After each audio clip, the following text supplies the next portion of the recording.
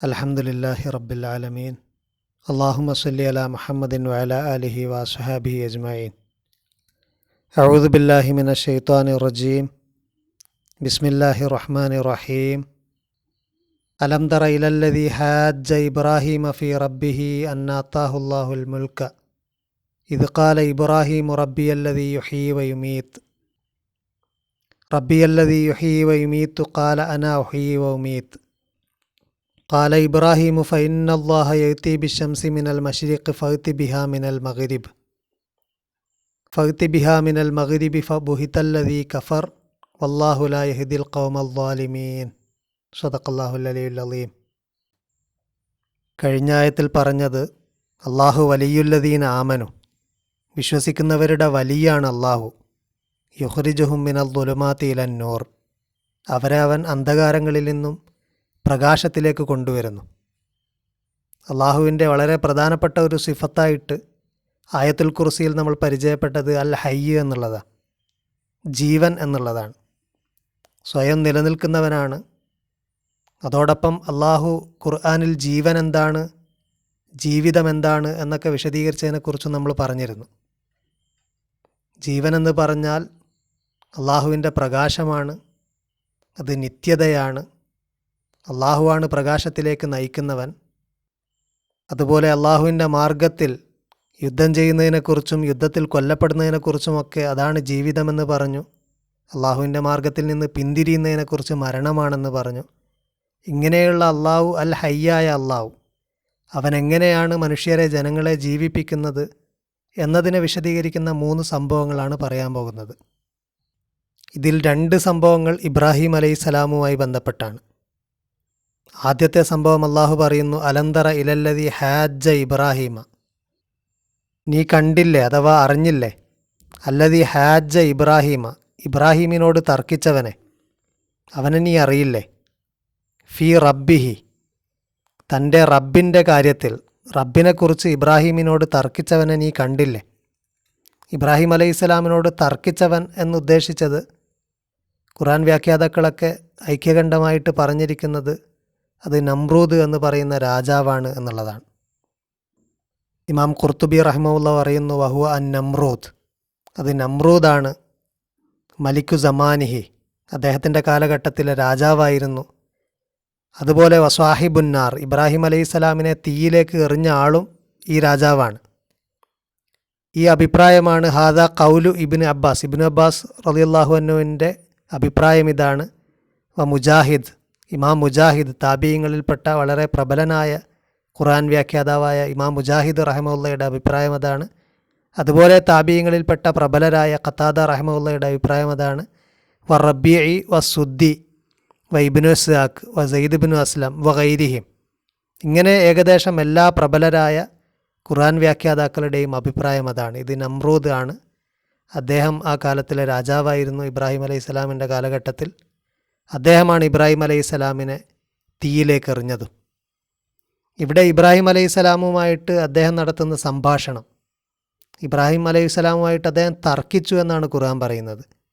ഈ സംഭവം നടക്കുന്നത് ഇബ്രാഹിം അലൈഹിസ്സലാമിനെ അദ്ദേഹം തീയിലേക്ക് എറിഞ്ഞതിന് ശേഷമാണ് എന്ന് ഇമാം ഇബ്നു കസീർ റഹിമഹുല്ലാഹ് അദ്ദേഹത്തിൻ്റെ തഫ്സീറിൽ പറയുന്നുണ്ട്. വഖദ് ദക്കറ അസുദ്ദി, ഇമാം അസുദ്ദി, പ്രബലനായ ഖുർആൻ വ്യാഖ്യാതാവായ തബീ പണ്ഡിതനായ ഇമാം അസുദ്ദിയെ ഉദ്ധരിച്ചുകൊണ്ട്, അല്ലെങ്കിൽ അദ്ദേഹം പറഞ്ഞതായിട്ട് ഇബ്നു കസീർ റഹിമഹുല്ലാഹ് പറയുന്നു, അന്ന ഹാദിഹിൽ മുനാലറത്ത കാനത്ത് ബൈന ഇബ്രാഹീമ വ നമ്രൂദ്, ഇബ്രാഹീമിൻ്റെയും നമ്രൂദിൻ്റെയും ഇടയിൽ നടന്ന ഈ സംഭാഷണം, അല്ലെങ്കിൽ അവർ തമ്മിലുണ്ടായ മുഖാമുഖം, അതുണ്ടായത് ബഅദ ഖുറൂജി ഇബ്രാഹിം അലൈഹിസ്സലാം പുറത്തു വന്നതിന് ശേഷമാണ്, മിനന്നാർ, തീയിൽ നിന്നും പുറത്തു വന്നതിന് ശേഷമാണ്. ഇബ്രാഹിം അലൈഹിസ്സലാമും നമ്രൂദും തമ്മിൽ നടന്ന സംഭാഷണം തോറയുടെ വ്യാഖ്യാന ഗ്രന്ഥങ്ങളിലുണ്ട്. അതിൽ പറയുന്നത് പ്രകാരം നമ്രൂദ് ഇബ്രാഹീമിനോട് തീയിനെ ആരാധിക്കാൻ വേണ്ടി ആവശ്യപ്പെടുന്നുണ്ട്. നമ്രൂദ് തീയിനെ ആരാധിച്ചിരുന്നു എന്നും അതുപോലെയുള്ള മറ്റ് പല ശക്തികളെയും ആരാധിച്ചിരുന്നു എന്നും അതിൽ നിന്ന് മനസ്സിലാക്കാൻ കഴിയുന്നുണ്ട്. പക്ഷേ ഇബ്രാഹിം അലൈഹിസ്സലാം വിസമ്മതിച്ചു. നമ്രൂദ് പറഞ്ഞു, ഞാൻ നിന്നെ തീയിലേക്കെറിയും, ആ തീ നിന്നെ കരിച്ചു കളയും, ഞാൻ ആരാധിക്കുന്ന തീ നിന്നെ കരിച്ചു കളയും, കൊന്നുകളയും.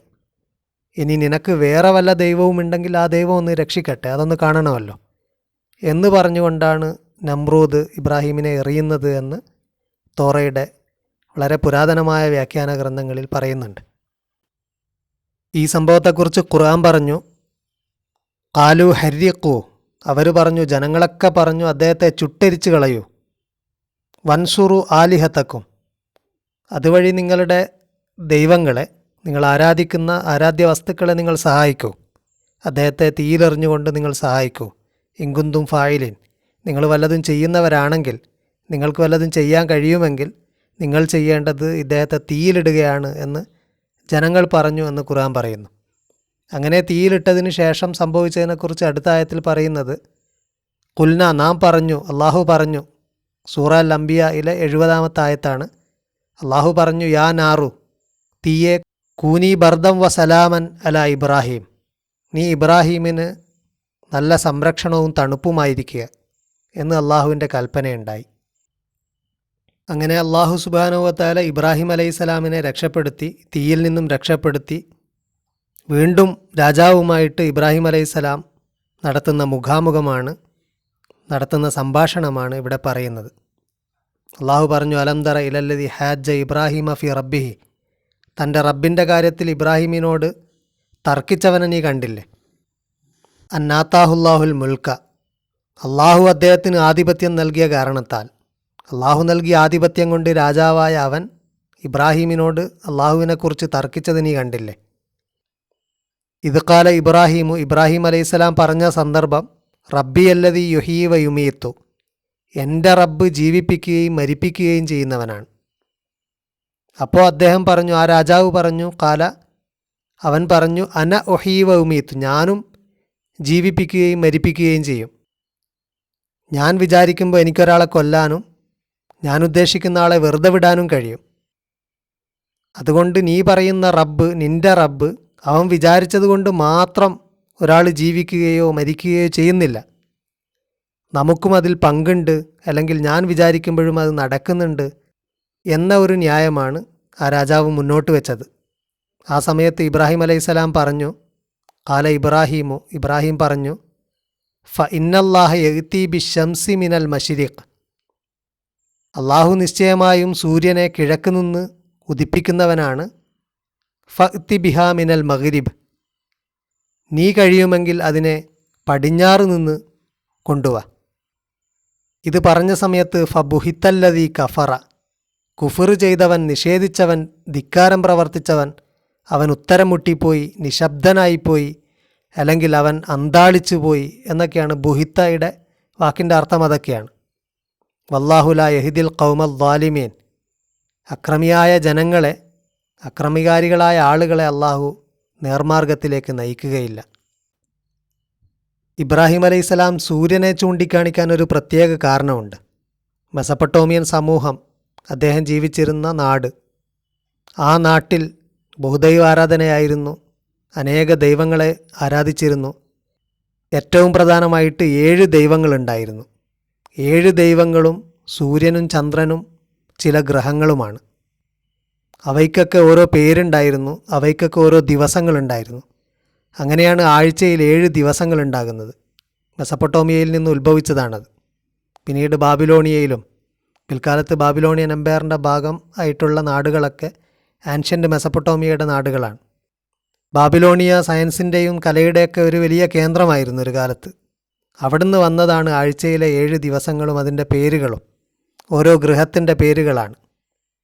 ഏറ്റവും പ്രധാനപ്പെട്ട ദൈവമായിരുന്നു സൂര്യദേവൻ, അതുപോലെ ചന്ദ്രൻ, പിന്നെ ഓരോ ഗ്രഹങ്ങളും. ഓരോ ഗ്രഹങ്ങൾക്കും ഓരോ ദേവനുണ്ടായിരുന്നു.